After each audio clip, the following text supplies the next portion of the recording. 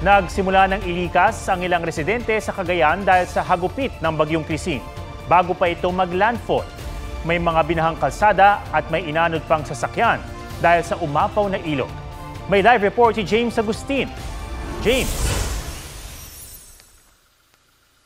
Ataw maghapong naging masungit ang panahon sa buong lalawigan nitong Cagayan.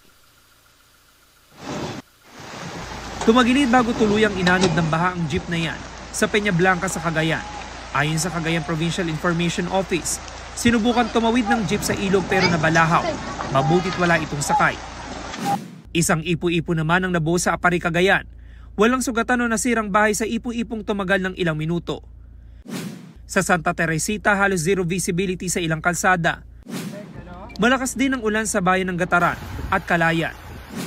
Sa Igig hanggang gutter ang baha sa ilang kalsada. Malakas na hampas ng alon ang naranasan sa bayan ng Gonzaga. Kaya ang ilan nakatira sa tabing dagat sa Barangay Bawa, pinalikas na. Inaalala namin yung bahay namin, sir. Pero lilikas po kayo? Oo.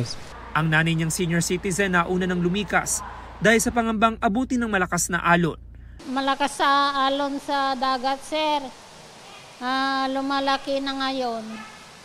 Kaya pimunta kami dito. Ang ilan hindi pa rin lumikas, pero handa naman daw sila anumang oras. Pag magiging worse na siguro o kaya makita namin na hindi na maganda yung panahon, that's the time na lilikas na kami, sir. Si Honrado namumroblema sa pagkain dahil 2 araw nang di makapangisda.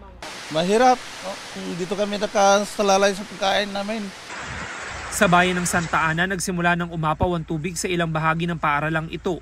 8 flood-prone barangay sa Santa Ana ang binabantayan, kaya inihanda na ang ilang rescue equipment.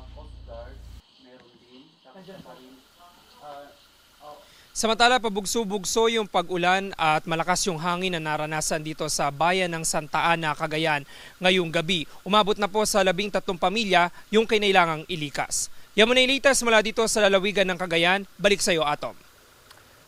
Maraming salamat at ingat, James Agustin. Huwag magpahuli sa mga balitang dapat niyong malaman. Mag-subscribe na sa GMA Integrated News sa YouTube.